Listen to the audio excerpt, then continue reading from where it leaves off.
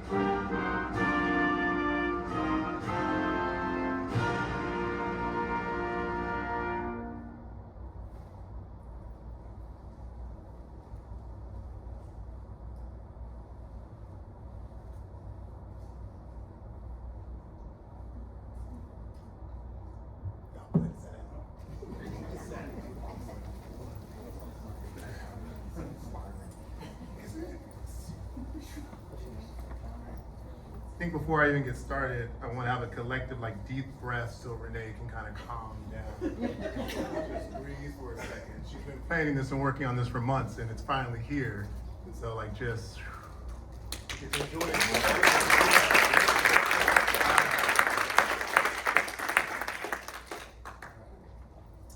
Good evening, everyone.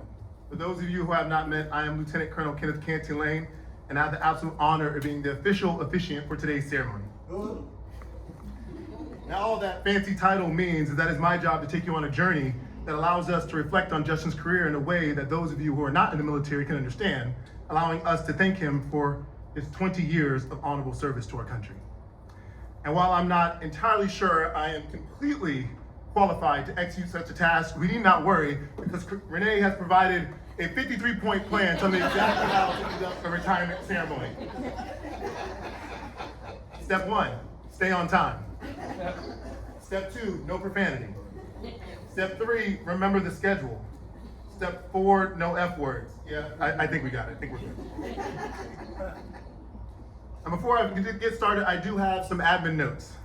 1, for those who have been through a lot of retirement ceremonies, you will see that while we'll go through most of those today, we will not do all of them.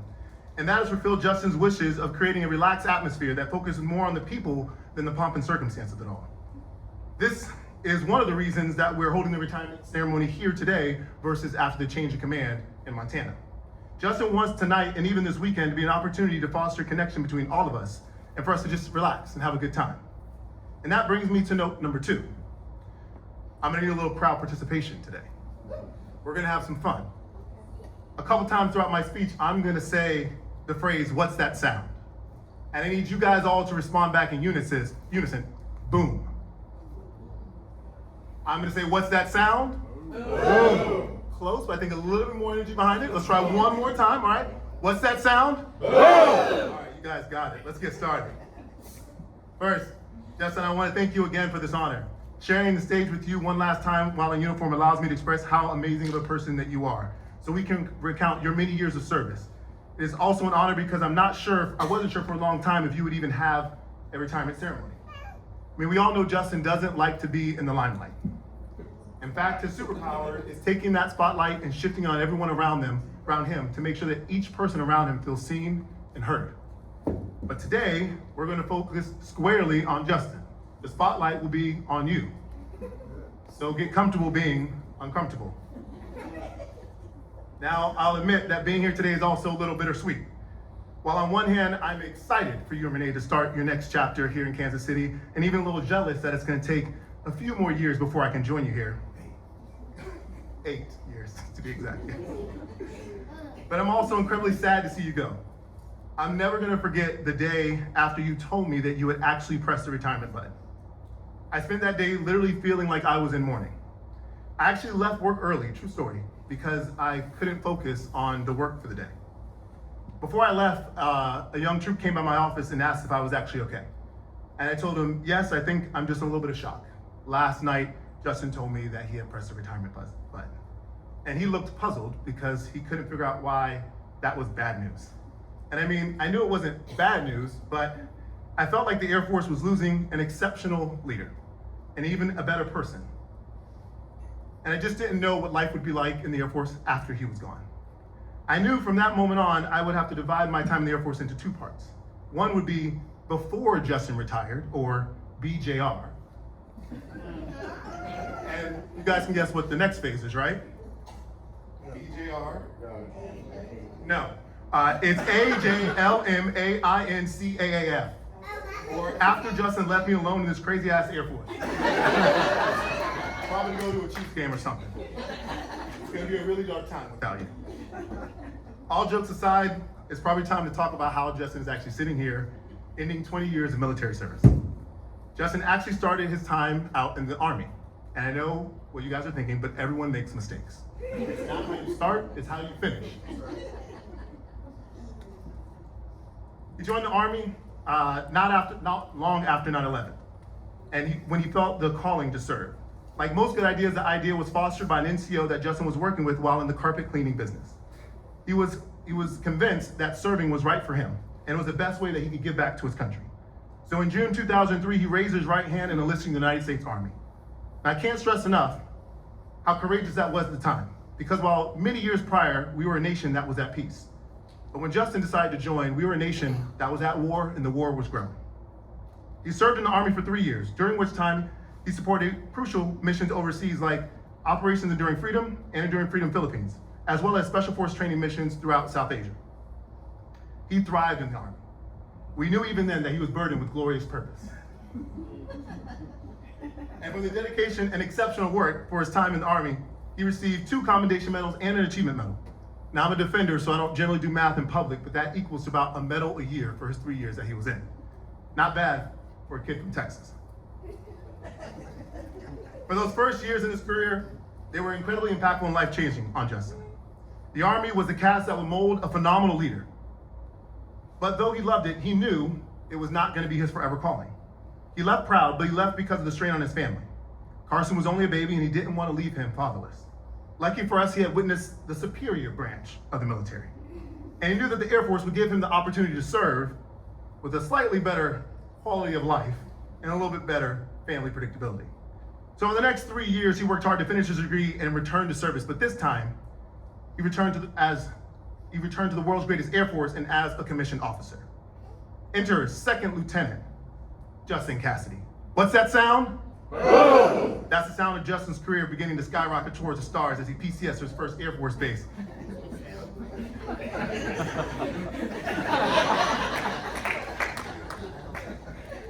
PCS his first Air Force base in South Dakota. There he started his career as a MUNS officer. Now I know many of you are wondering, what the heck is a MUNS officer? And that's okay. I did what any good officer would do. I asked ChatGPT. And ChatGPT said, is an Air Force munition and missile maintenance officer, 21 Mike, is a commissioned officer who leads and manages airmen responsible for the maintenance, modification, storage, and deployment of Air Force weapons, ammo, and missile systems. I think that sounds like a pretty cool job. Kind of important, if you ask me. There's no point in those pilots in their onesies flying all the way to that target if they don't have actually a bomb to drop, right?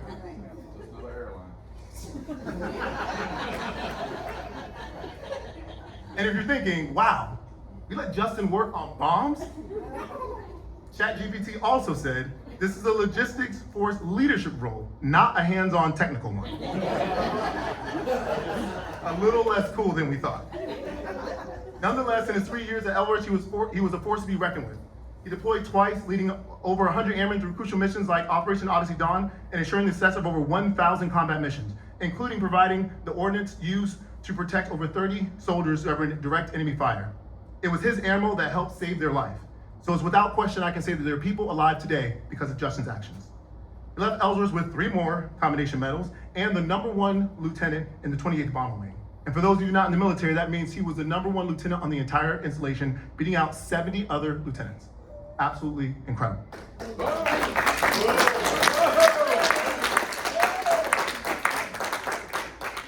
Next, Justin did 2 years at Eglin Air Force Base, where he was elected as an exchange officer to work on the acquisition side. In other words, he would buy the Air Force's ammo and equipment. He served as a program manager for the JSONs. Don't worry what that means, right? So just a really cool missile, all right? However, instead of his job of actually getting it on the aircraft, he was responsible for how the Air Force would purchase, schedule, and integrate this weapon system into all the Air Force's fleet. We're talking a $600 million contract, and he was at the wheel. He left there again, ranked the #1, leaving a major impression on the Air Force. Next up now, Captain Cassidy moved right up the road here to Whiteman Air Force Base, where he started off back in the MUNS unit as an operations officer. But he impressed his boss's boss so much that he was soon pulled up to be an exec. And then later on, went down to the aircraft maintenance. Now, I wasn't sure it was a hood, but okay. I messed up and said something wrong. Now let's be clear, Whiteman is no cakewalk of an assignment. It is a primary base for the B-2 bomber, an aircraft that allows us the ability to conduct undetected nuclear strikes anywhere in the world. And we send some of our sharpest officers to that assignment. And even with that competition, Justin still skyrocketed. He was more #1 strats and more decorations. At this point, almost every senior leader in his career field had heard the name Justin Cassidy. What's that sound? Boom! That's the sound of Justin's career breaking the sound barrier as he was hand-selected above all other peers to be the munitions and maintenance assignment officer, one of the highest positions that he could hold at that time. He moved to San Antonio, Texas, where he eventually put on major and became the voice of the assignments team for the entire career field. There he utilized his skills to match every officer with the assignment that perfectly matched their skill set. He convinced Pentagon leaders to allow him to hold the first ever developmental team meeting for his career field, where leaders from the MUNS community could come together and establish standards for MUNS officers. His passion and stellar performance led him to being hand-selected again for another job, this time at the Air Force Academy, as the Chief of Honor and Remediation, another pretty cool duty title, by the way. There in Colorado, he spent a year at the Air Force Academy as the Air Force Academy lead of cadet character and development, including investigating honor violations and making sure there was the disenrollment of 31 cadets who cannot meet the Air Force's high standards. Now that might sound a little harsh, right? But what he did was ensure that only the best of the best could cross into the Air Force. And anyone who did not have the integrity to lead our nation's sons and daughters, they were separated before they could water down the strength of our force. After a year doing this job, Justin continued to prove himself as the best of the best. In fact, his old boss at the Academy said, and I quote, "Justin is confident, charismatic, and competent. One of the best officers I've seen in 28 years. And to reward him for that work, they sent him back to the Army. I'm not sure if they thought he missed it, but that's where they sent him. All jokes aside, the Air Force decided to send him to school. That selection in and of itself meant that he was one of the best officers in his year group.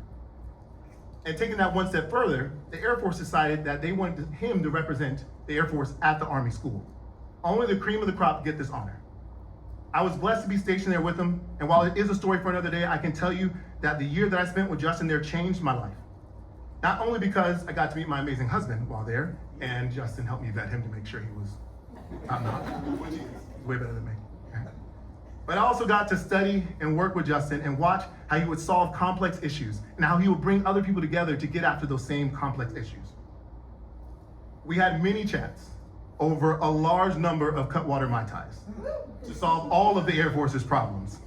If only they would call us so we could tell them the answers. After a year of surviving COVID and the Army, Justin PCS to Florida to take on his highest profile job yet.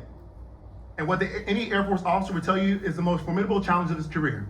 What's that sound? Boom! That's the sound of Justin breaking past the atmosphere, finally reaching his place among the stars as he takes command of his first squadron, the 325th Munitions Squadron out of Tyndall Air Force Base. Or should I say his first 2 squadrons.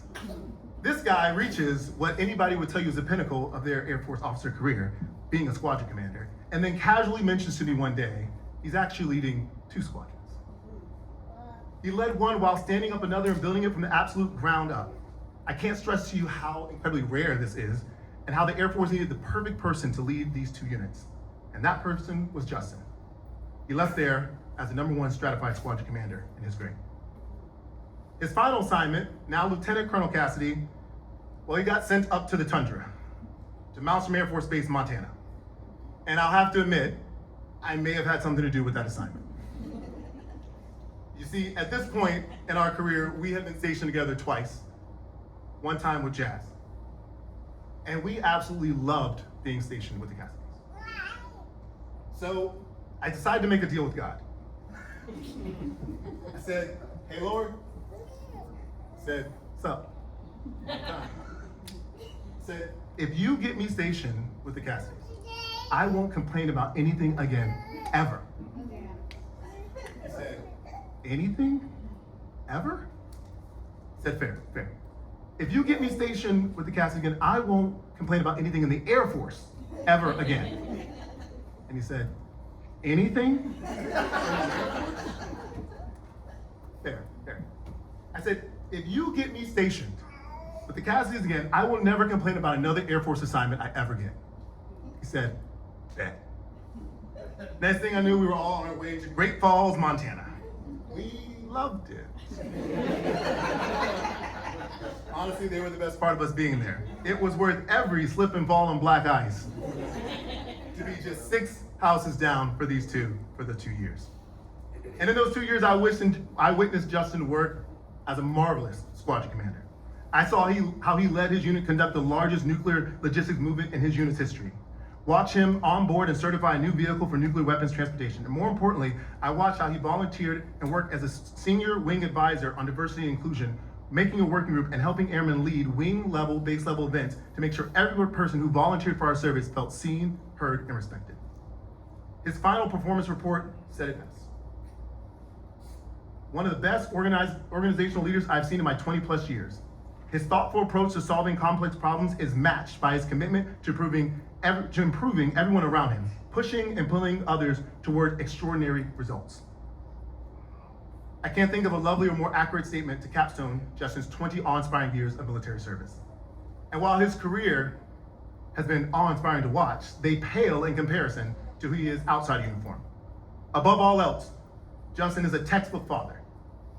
Even half a world away at time, he always ensured that he was the most present father one could be, doing all he could to love, mentor, and encourage and mold this bright young man that we see before us today. Another job well done. And he's also literally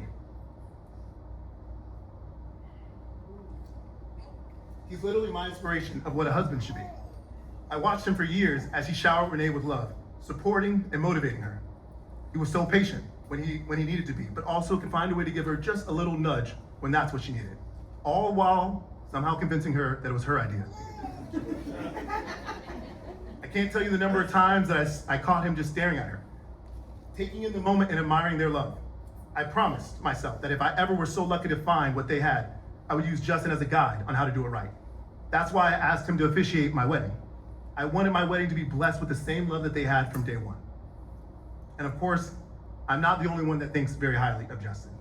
His father Darren is going to give a toast later on and share some words this evening, but his mother asked me to share some words on her behalf here. For Marianne, Justin, I want you to know how very proud I am of you. You have accomplished so much in your life. You're always the voice of reasons, the calming presence that says it's okay, everything will work out. It gives me such pride to know how you have served your country and still managed to be a good father, husband, son, and brother. When you first joined the military, all I could think about was your safety and being so far away from home. But over time, I've come to see that this was your calling. You were meant to serve this country. It was not a life free of hardship, but I know that you're happy and living a fulfilled, purposeful life. What more can a parent ask for their child? Words can never express how much I admire you, Justin. I can't wait to see what else life holds in store for you. Congratulations, you have made us all so proud.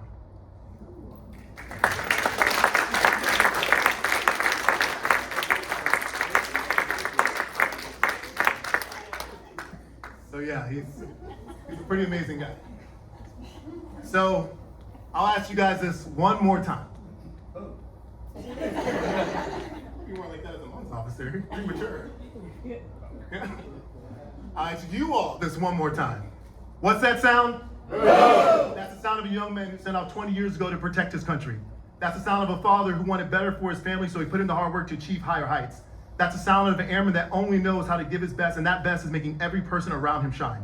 That's the sound of a role model father, husband, son, and friend. That's the sound of 9 assignments, 13 military decorations of honor, and the #1 stratification 18 times. That is the sound, ladies and gentlemen, of Lieutenant Colonel Justin Cassidy.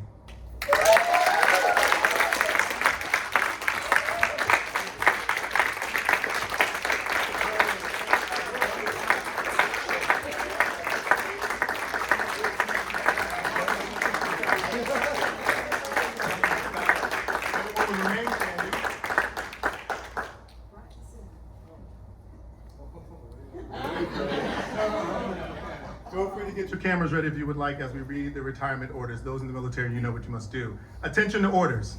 To all that see these presents, greetings. This is a certified that in accordance with the Air Force Order Alpha Charlie 000544, having served faithful and honorably, Lieutenant Colonel Justin L. Cassidy is retired effective February 1, 2026. Signed, General David Alvin, Chief of Staff of the United States Air Force, and Colonel Daniel Voorhees, Commander of the 341st Missile Wing. Woo!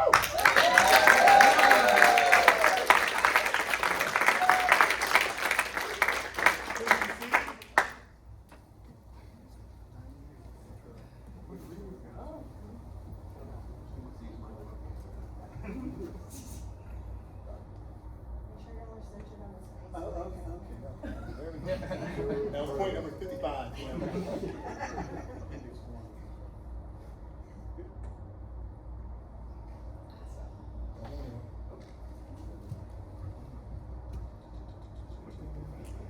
Having presented the retirement certification, we still have one more thing to make it official, the presentation of the Air Force retirement pin. This pin is a symbol of a career of service. It represents the dedication, sacrifice, and commitment required to wear the United States Air Force uniform. From the first day of service to its final day of active duty, it represents the journey of serving our nation and defending its freedom. Renee, would you please come forward and pin on the retirement pin?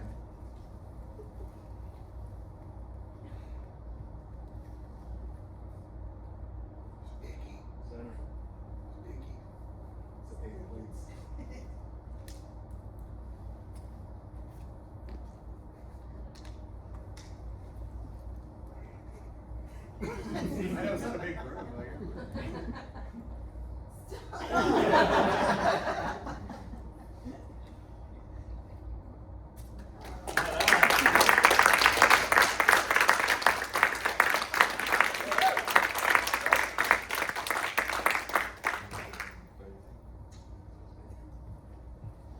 Now, before I turn the mic over to the man of the hour, we need to get ready for a time hack. Jazz, you ready? Get the timer ready. So as soon as Justin starts talking, we will start the clock to see how long it is before he starts to cry. Now, crying is defined as any water that breaks the plane of the eyelids or a forced wipe, not just eye watering, a forced wipe due to watering. The person with the closest guess time that does not go over will win a prize. Ladies and gentlemen, allow me to introduce you for the first time, Lieutenant Colonel Justin Cassidy, retired.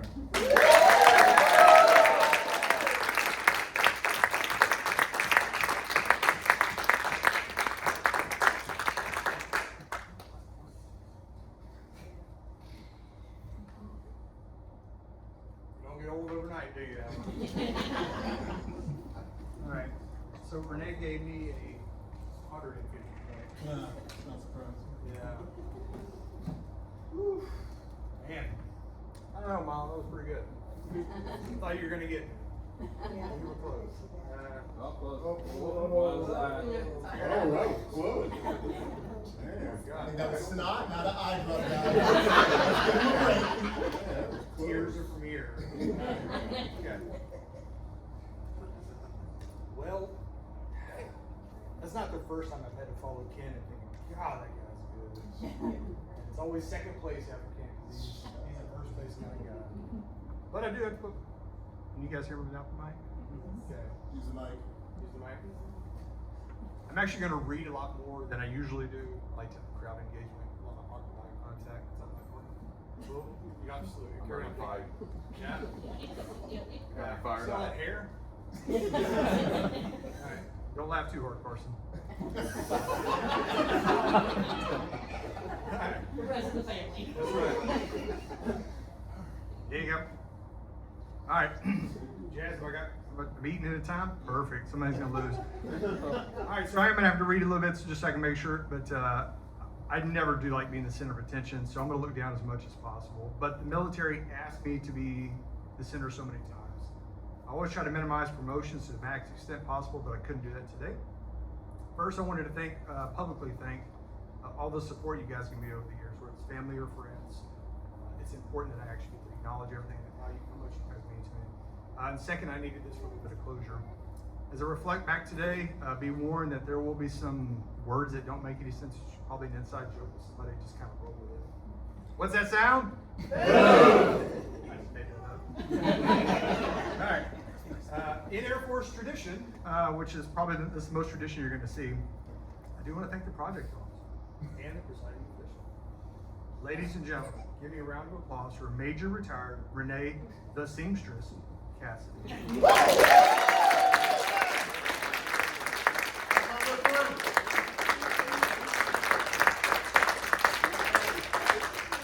For you. You know why they call her a seamstress? Why? Because she would hem them up, buddy. Alright, we got a long way to go, folks. Alright, even retired, honey, you couldn't pass up the opportunity to be a pro, Joe. As always, you delivered. Meticulous, thoughtful, meticulous, focused, meticulous. Your desire to make this event special for me means so much. The stress of trying to celebrate someone who doesn't like to be celebrated, who fought you all the way because he couldn't get over his feelings, you somehow persevered and made this event perfect. From the cheesy the cheesy AP's national anthem, that's the only thing I really asked for, as I saw it so many times with the family. I love it, by the way, to this rooftop event, you made it happen. You always think of everything. Thank you for making today happen. I have more non-Projo words for you. Kid, man, presiding official. Last year, you and I were solving problems that were not ours to solve.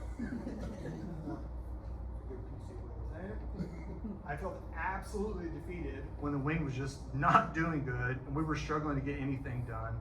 And I remember you said, we can't give up. If you and I don't do this, no one else will. At this point, I had known you for 11 years, stationed together 3 times. And after all this time, your commitment and your willingness to add another challenge to your already full plate to make the military a better place inspired me to get back in the fight. After joining the Army 22 years earlier, I never really had a problem with motivation to get back in the fight and do what's right. But this time I did. And as I shared with my friend David Lubick, who couldn't make it here today because he's living his best life in Germany, I used to get chills each morning when I used to put on my combat boots. I never needed motivation to get up and fix something, but this time I did. Ken, you are one of the most committed, passionate leaders I have ever met, and you gave me the motivation to power through this last year. It is an honor to have you officiate this event for me. I admire you as an officer, but love you as a friend. In 2012, I told Renee that even though she already had a best friend named Ken, who I'd never met, that maybe one day I could be her South Dakota friend. I'm so stupid. I was so dumb to the world. First of all, there can only be one best friend. Second of all, there can only be one best friend. So you've not only been her best friend, but a close friend to me, and you're a wonderful person. And when things couldn't get better, you met Jazz. You and Jazz gave me the greatest opportunity in my personal life and let me officiate your wedding. Jazz, I am so grateful that we met you at the beginning of your relationship. I knew that first night when we met at Leavenworth at the ball fields that you were the one. No kidding, I knew. Your energy, your kindness, and patience are a perfect match for Ken. And when these two start going on about some random memory in college or whatever, I'm glad we have our sidebar moments of like, wanna go get another drink? And I'm also happy that I got to meet Miss Denise. Thank you for coming out, Miss Denise, and raising such a great young man that has become a good friend to me. And us Kansas City folks gotta sit together.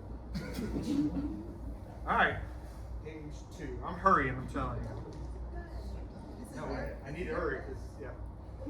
When I joined the Army, we were no kidding rolling into Baghdad. I remember signing the paperwork in March and I was watching the tanks go in. The Army gave me an initial foundation of discipline and mission focus. Though it was not the military service for me in the long run, it did give me world perspective. Supporting operations in Southeast Asia, I learned how violent the world truly was. From C-130 departures in the middle of the night to unknown locations, and later doing cargo support for the tsunamis that hit the Indonesian region. I learned that everyone in the Department of Defense plays a role in helping others. It's not always about war. It's about defending the freedom of others abroad and helping them. I appreciate the Army, but I fell in love with the Air Force. My first stop was at Ellsworth Air Force Base, South Dakota, home of the E-1 bomber. Home, baby. Home. I realized what it meant to be cold.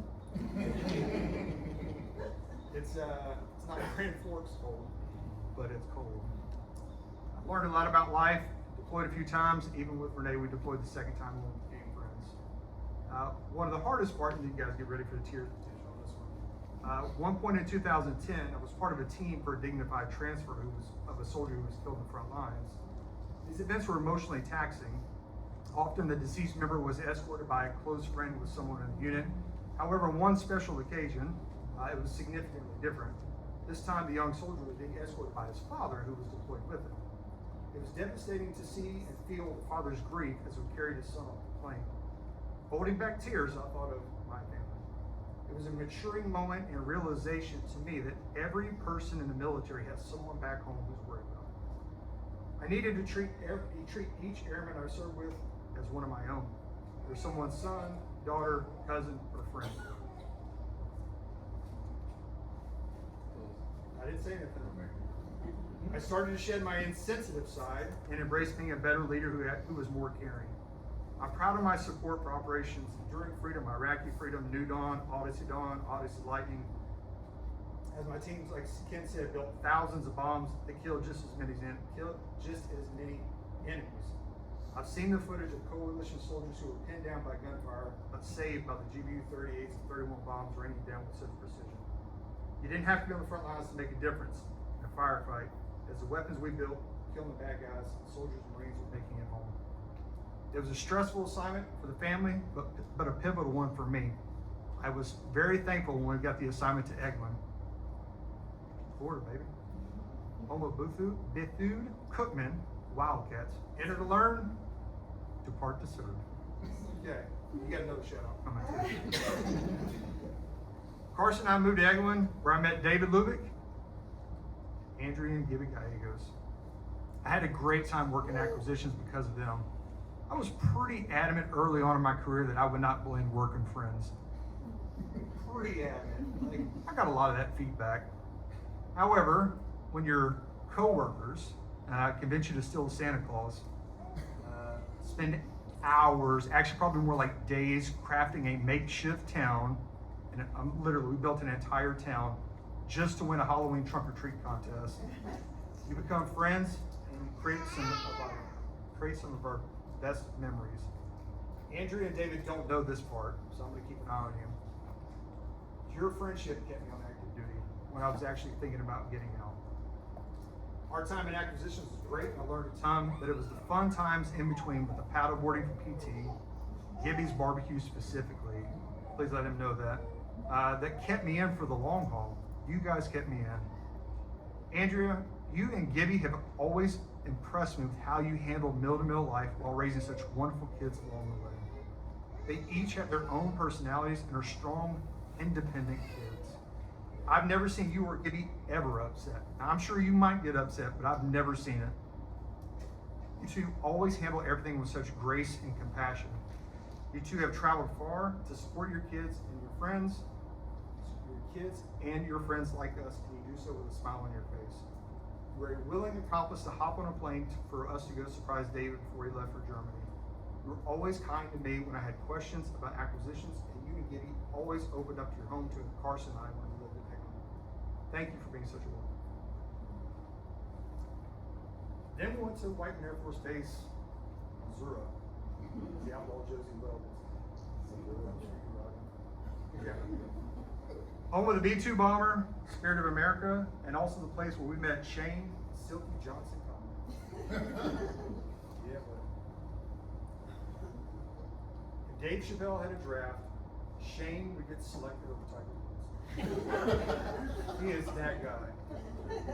I'm gonna let that sit in for a little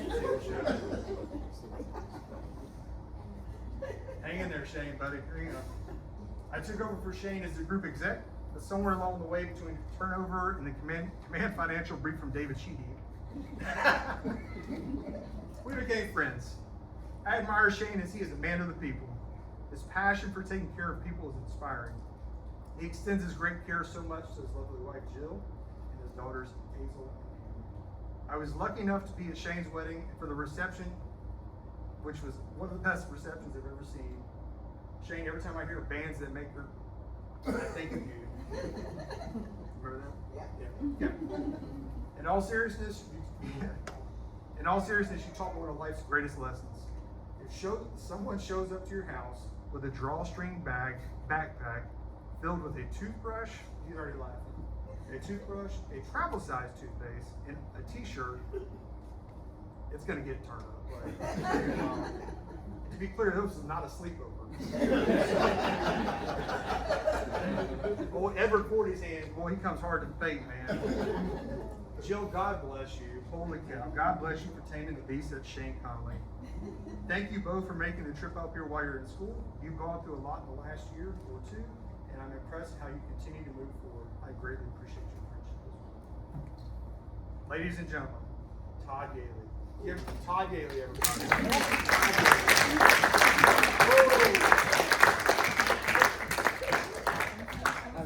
Todd and I couldn't be more opposite. He's smart. I'm funny. Got about it? But one thing we do share, what we have in common though, is our love for this career field. Which 21 M's. We do actually do some hands-on work. We've been stationed together twice, and I've enjoyed the friendly competition and your fighting spirit. You always make the Air Force a better place. Todd, thank you for coming.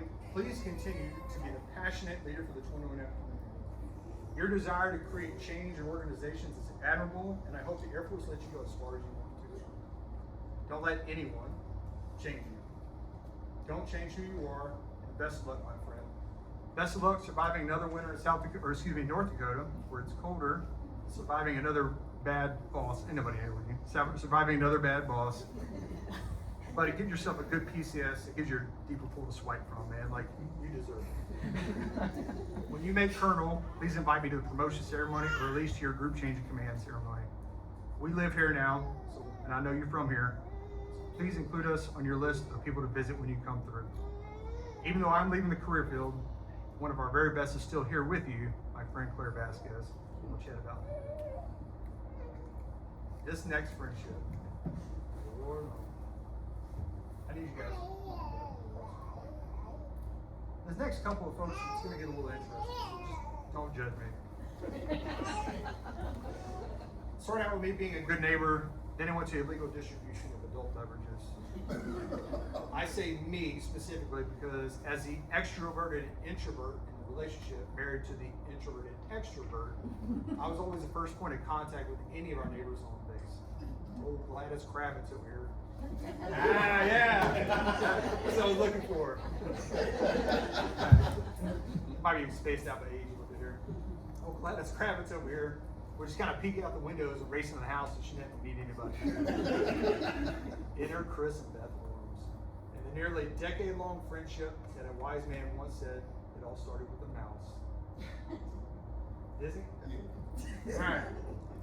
I met her neighbor Beth while Chris was deployed. There was a mouse in the backyard and I put out a trap to catch it.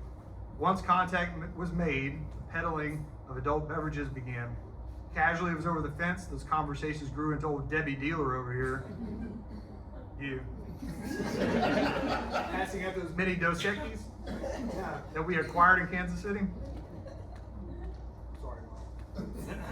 The backyard brews turned into pizza watching parties for the New England Patriots. fire pits in the front yard where we gathered firewood from the tops of the trees with extra bark. Yeah, bark dad. And a decade-long text thread of baby monitor screenshots with their children's eyes glistening ever so eerily. Unfortunately, things took a turn for the worse when they moved to Alabama. Then tragedy actually struck. Game of Thrones season 8. Multiple years of evil baby eye trauma that Renee endured only got worse when Daenerys Targaryen went full crazy lady. Travesty. Luckily, we were consoled by our friends. Then, and other times throughout the years, they were always there for us. We were lucky to have a joyous reunion with them, the kids, Deb, Kurt, Barb, Wally, and Disney, helping cap off our Tyndall tour. You guys are great.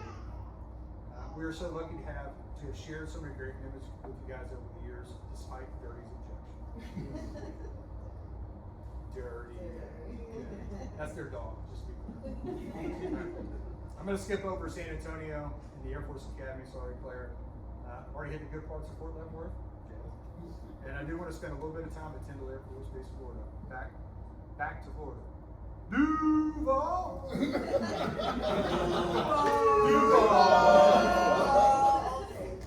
Now, I got one more for you still. When we found out we were going to Florida, man, we were pumped. Like, sweet, one more assignment with snow. Like, we're good. We're close to family. It's the beach. You guys know what I rolled into. You didn't have to tell me. Let me pick you. Make some notes over here. The night we arrived on base, super dark. Like, I don't think Montana was that dark. We pulled into the lodging parking lot. As the headlights shined on the building, you see, lodging was collapsed. What in the world? And this was 3 years after Hurricane Michael. I had no idea what I was getting to. Yeah. No clue. All right. As I reflect back 4 years later, that assignment presented me with some of the most challenges of my career, by far the most opportunities. Aside from activating 2 units, managing $100 million in construction, bedding down the F-35, yeah, and working with the WEG, remember that? You just dumped it all? You guys are good. The best times were actually my daily interactions with Eric and Crystal Quintana, Blaine, Cheetah, Jacob Ballou, Matt Holden, Ivy Warbis, Alan Bergstrom, the Drills, and the world famous Mike. He is a big, Little bit. lady jump around. The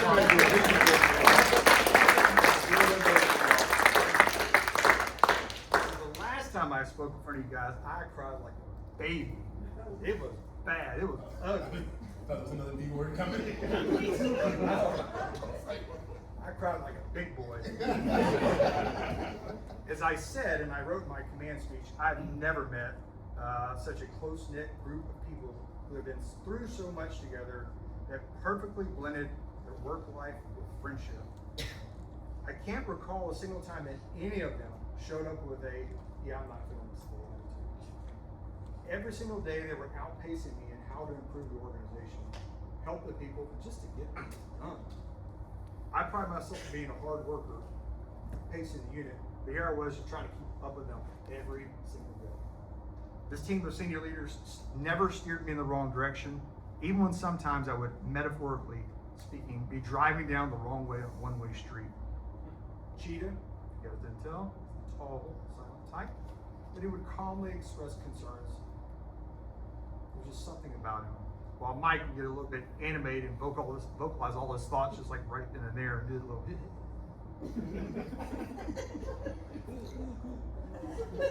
Crystal, yeah, Crystal, come on, girl.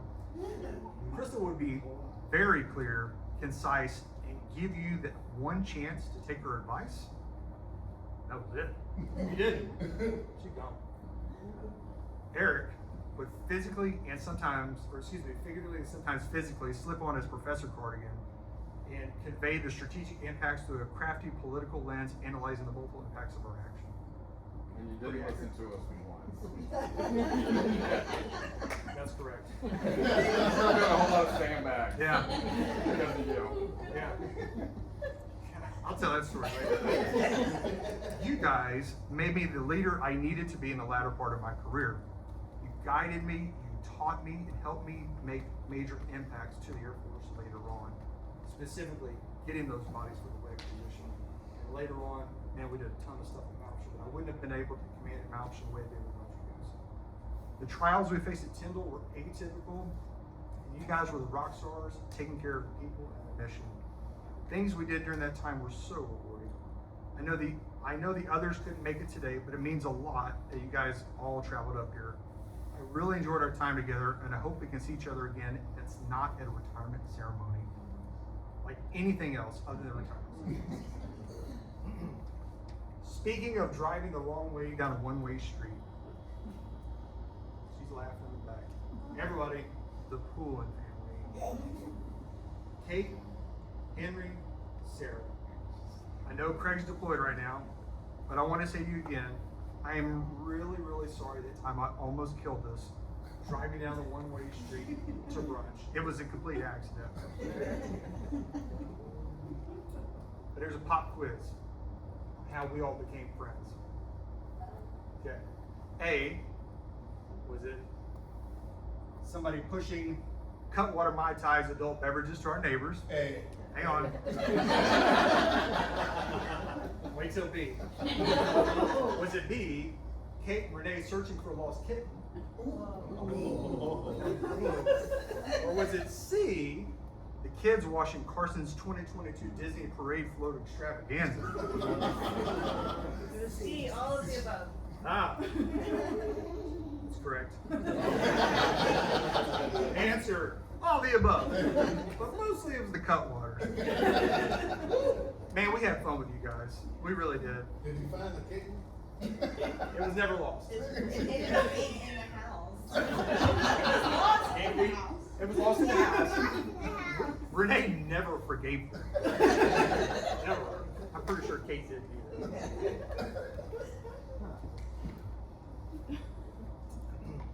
There was a time that Carson and I actually booked a trip to Disney, and the Poolers did too, but we didn't know until we all showed up. We're at the same hotel during the same period of time. In the middle of a packed schedule, we all scrambled over to Big Thunder Mountain for one ride together. As soon as the ride was over, Craig, Kate, and the kids just took off to the next one. Those times, can't keep those times. But in a matter of minutes, just like our time at Tyndall, it was over. And Kate, I'm really sorry. We ate at y'all's house like all the time. Like a lot. Like, Carson was there during the summer, the other 10 months out of the year, like Renee and I should have been able to eat on our own at our house. But we didn't. It's a trend. Yeah. Yeah. Our friendship was tested when I recommended you guys do a do-it-yourself move in July in Florida. So I'm really sorry for that. Like, I apologize. We really enjoyed your friendship, and you welcomed us into your own. Thank you guys for making the trip. I really appreciate it. And to the last senior NCO I served with, Bradley Lewis, 3-time world champion square dancer. In fact, probably has the best tattoo sleeves in here. Brad, I'm so glad you could make it. Aside from my peer commanders, Todd, Ken, you, Chief, Larry, Captain Blair, and Kelly made my last 2 years as squadron command member. More importantly, you gave me the confidence I needed to lead. Your professionalism and genuine care for the mission and people reassured me that the Air Force, specifically our community, can move on without me. Yes, that's kind of a bold, arrogant statement. No, I don't think I'm that good. However, with so many challenges in front of us each and every single day, it's easy to fall into the mindset that I or we need to stay and fix everything. So I'll just take one more assignment. Brad, we were a ½ inch from an actual perfect NSI, which is never heard of. The days after the inspection, your leadership shined, lifting up the airmen and refocusing them on what we needed to do next. You were the reason that the funds rebounded. I thank you for all your leadership and look forward to your promotion to chief when you make that rank. Just like Ken, Jazz, Claire, and the Hillburns, Kansas City is a great place to live. You, Keisha, and the pups are always welcome. And thank you for coming. Now, I've said Claire Vasquez twice. Let me tell you all this.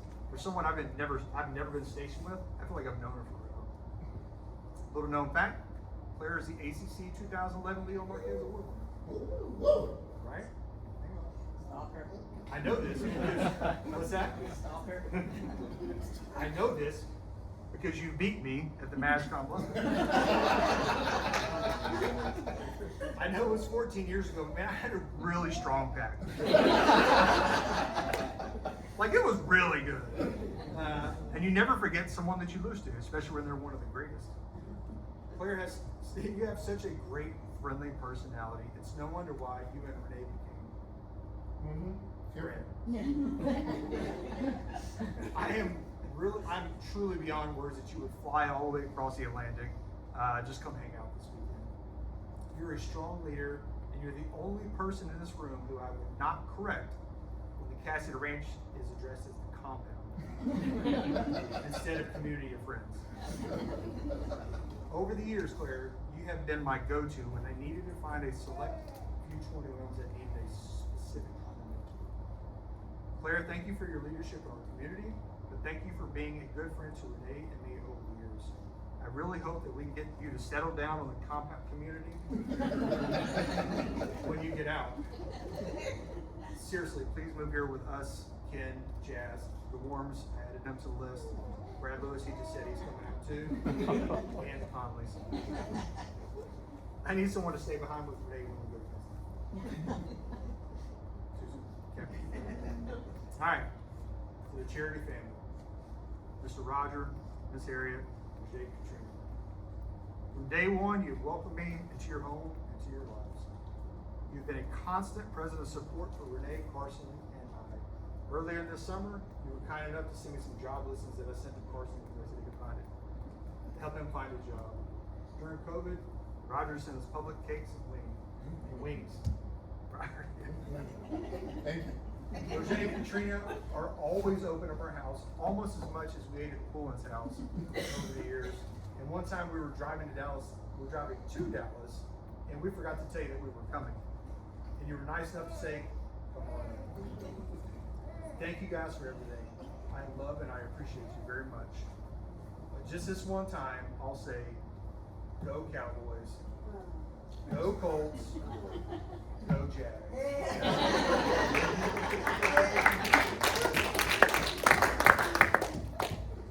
All right, we're on the family side, so we're on the close end. Go Chiefs. Go Chiefs. Go Broncos. Let this be. You know what? Absolutely. All right. Did you guys meet my Aunt Jenny? Everybody did. I know for a fact you did, because you never met a stranger. Then you got my Uncle Joe. You probably didn't meet him, because he did that on purpose. When I was younger, does that get older? Yeah, you guys are right. My Aunt Jenny never forgets a birthday. Always positive, but she is quick to let you know when you cross the line. Uncle Joe, quiet, reserved. When he gives you advice, you better listen. Your support and visits throughout my service are very important to me. Even if we didn't talk often, I knew you were always there. I have great admiration for you two as parents, grandparents, and you're just a great aunt and uncle. I'm incredibly honored that you could be here today. You two remind me so much of football. Holy cow. I am sure that they are both so proud of you for your unwavering support for the military. Many of my best childhood memories involve you two, Chris and Jennifer. From my military career, I remember you visiting me in South Dakota and my promotion to captain. Thank you so much for always being there and your support for me. Got her. All right, old man, you ready? Okay, you're not next, because you're getting close. Yeah. Hey, Mom. Mom's next. All right. Prior to me leaving the Army, there were 2 interactions between my parents that stayed with me 22 years later. First, my mom. She called me as soon as she found out I was joining the Army. She's not much in words, even though that what she wrote earlier was pretty good. But her final words to me were, Justin, I don't like it. It's so close. Oh my God. I don't like it because I don't want anything to happen to you. But if you want to do this, I'll support you. This is late February, and we were rolling into Iraq. Immature and naive to the world at the time, I didn't realize or appreciate the weight of your words until many years later. You didn't try to deter me and understood that I was probably going to join anyway. Growing up, you taught me patience and humility are strong virtues of a leader, and they should have them. You taught me to calmly disagree and to watch and observe people's actions for who they really are. However, once you cross that line, game on, right, Alan? I know for true. Yeah, for true.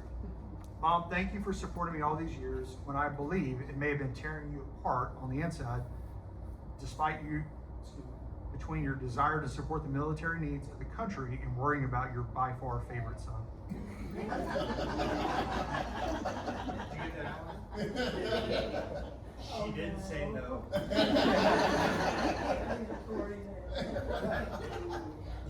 You also played a major role in the development of Carson into a fine young adult. I was not able to be there for Carson, but you two stepped in and taught him so much. From Alan teaching you how to back up a truck trailer combo, to my mom teaching Carson how to deal with Alan.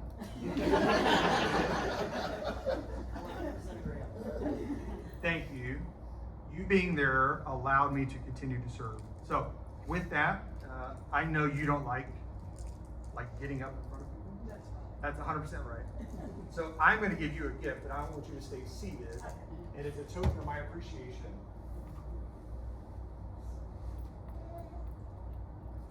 It's the family medal for the Wagner family. I'll let you read it because I will absolutely be choked up. But I just want to thank you guys for it.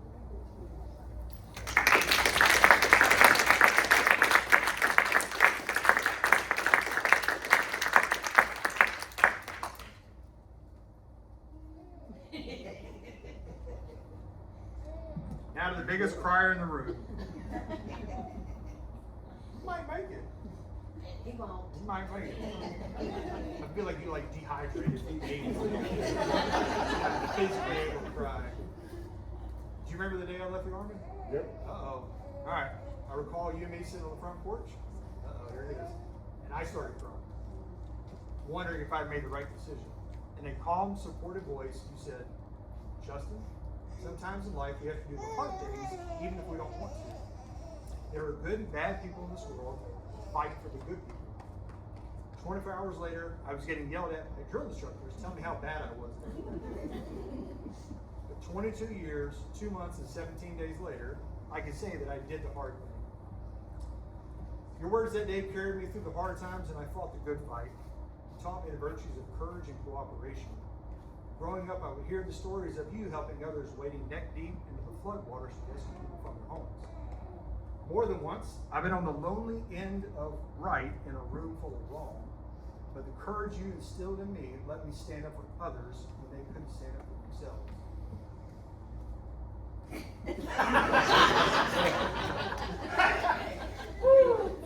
Pause for effect. I've never seen someone have tears go out their nose. Not yet. Oh, you're not, but you broke the plane. No, I did the same thing you did. Walk it over now. No? All right. Was that what? Oh, no. Boo this man. All right, okay. You instilled in me to stand up for others when they couldn't stand up for themselves. It didn't matter if someone was black, white, beige, Lebanese, Orient, bullied, teased, gay, straight, bi, or lesbian. It was my job to stand up for their rights, and you taught me that. You also gave me the gift of gab, and maybe a little bit of that Riz. Yeah, that's charisma. That's what the kids say. Yeah. You gotta have it, didn't it? Clearly. No, that came way harsher than it meant. My bad, guys. Y'all have risk.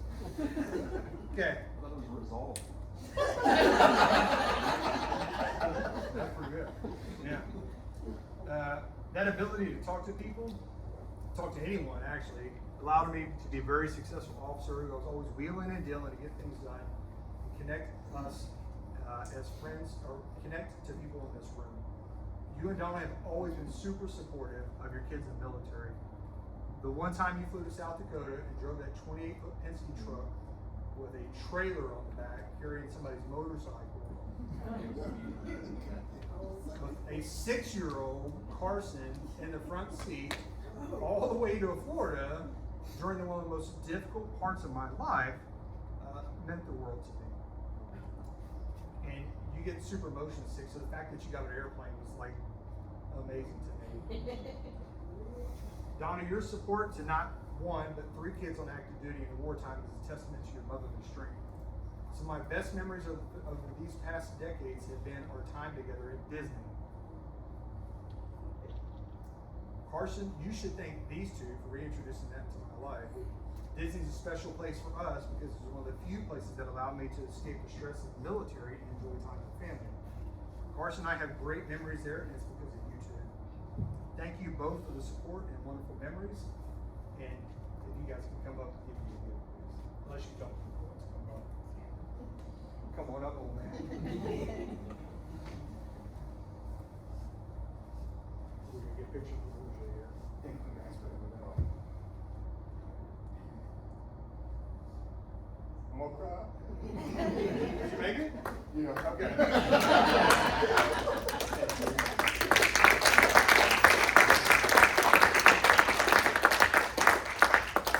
Crowd, by the way. All right, this is going to be the hardest one because I'm pretty much going to roast Renee at the end. All right, the choice to be in the military impacted you the most, Carson. Damn. All right. I was gone more often than I was around, and I will always feel that I could have done more for you. I've carried that absence as guilt for 15 plus years, but in the last few months, the guilt has started fading a little bit. And it's not because I'm leaving the military. It's because I've seen how strong a person you can be, and along the way, maybe our time in the military helped shape you in positive ways. At a young age, Carson, you would fly alone on airplanes for visits, travel to new locations, and meet new people. Through it all, you developed your own personality. Your courage to leave your hometown as soon as you graduated. I didn't think you even wanted to stay for the graduation.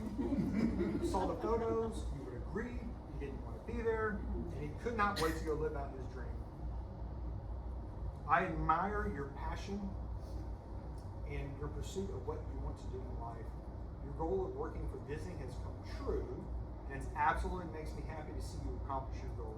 If you guys did not know, Carson is officially a cast member in Walt Disney World.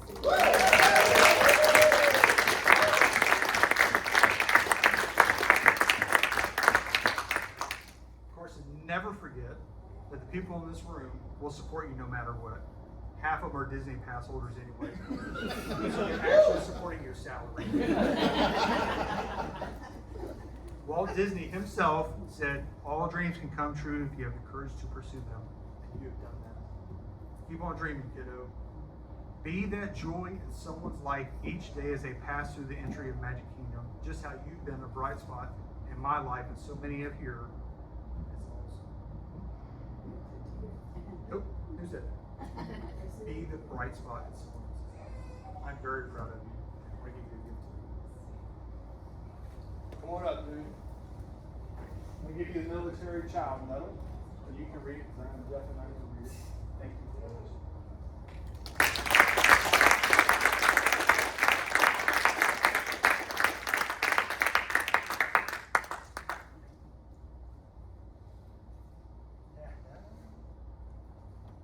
All right, Renee.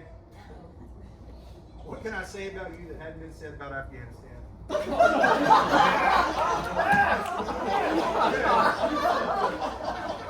I am so glad that everybody got that reference. Okay. It gets better from here. I think it gets start off with an apology, not for that joke, but I'll apologize for that too. But I want to apologize right here, right now, in front of everyone, for not standing up when you walked into my office that first time 16 years ago. I agree, I was rude. Let me get through this, all right? But I wanted to wait until today to say that you were 100% correct in your version of the story, the only version of the story. I wanted everybody to hear it. If you haven't heard the story, I should be more than happy to tell you, because I've heard it about every month for the last, how many years? Not long enough. She doesn't math. All right. Again, if you haven't heard that story, it's when Renee and I met as peers. I should tell you the story. I was a rude peer who lacked discipline. She was right. But she, on the other hand, was impressive from the beginning. I've said this next to 100 times in my career that she is by far the best officer in our house. You had twice as many obstacles at work and off work as I did to overcome, and you performed better than me in everything you did in spite of it. Just like your time in the Olympics. Man, every check mark, you were always outpacing everyone around you.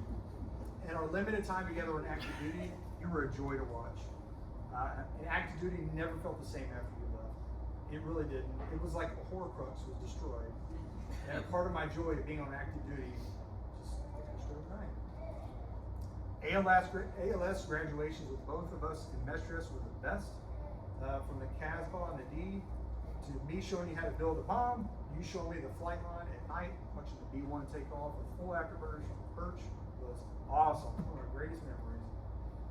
These last few years since you've been out, you've been a steady presence of support in the daily grind. You took care of me when I had COVID twice, the flu with pneumonia twice, and every day while I was in command. You were on board with each move, even to Montana. And if I wanted to stay a little bit longer, I know you would have supported me. Yes, you were familiar with being active duty, and you were very understanding. However, that shouldn't take away from your extraordinary efforts.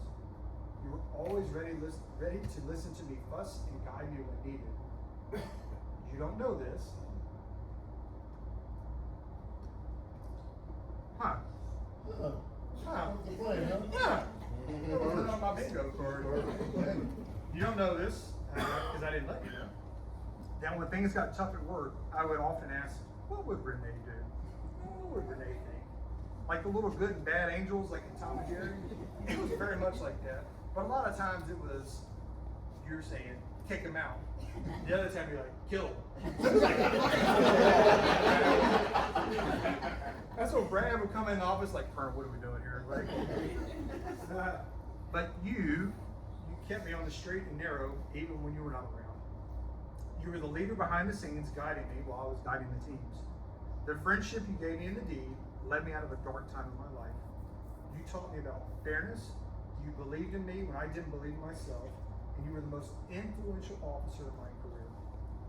To this day, I still reflect on our time deployed and how we've made it this far. Those late nights building our respective Christmas float that we took second place. It led us to building the officer club tables where we took first place. And most recently, us taking first place at the base Halloween contest, which is actually double first place. No, I didn't think about that. See, never stop seniors. Honey, you made tonight and my career a success. Thank you for your love and support. I could have not have done this without you. You mean the world to me. 1 year, I racked up 130,000 flyer miles just to see you when you were in Japan. But we actually never made the trip together. Did you know that? Yeah. So, if you're not busy, how about we make the trip together on 30 January and we can go see Lady Gaga.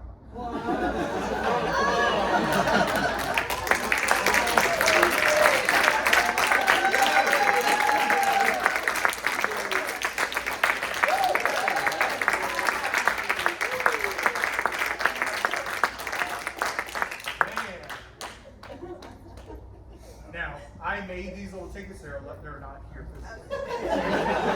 So we can't take a photo with it, because I don't want you to look at it later and like zoom in, like, yo, that font's not on point. Yeah. Okay. Thank you so much. Did I surprise you? Yeah. All right. In a very scripted event, but I scripted. Yeah. Let me tell you this. I've done more in the last 24 hours because I did not think you would actually not be able to not look at the computer or anything else in the house. Like all the gift, some stuff was decoys. Anyway. Ken, how am I doing on time? Your time, brother. It's your time. Wow. Great answer. All right, two things real quick. Ladies and gentlemen, I had in the script, let's identify the winner of the tier time, but guess what? No tears. So what happens when there's no tears? We didn't script this part. You win. I win? Ladies and gentlemen, give me a round of applause.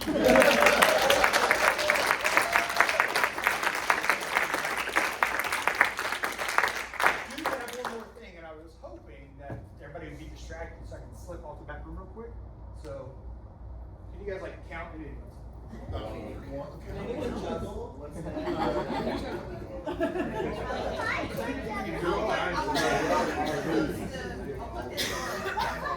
supposed to cry, but now since he's not gonna cry. You do not cry.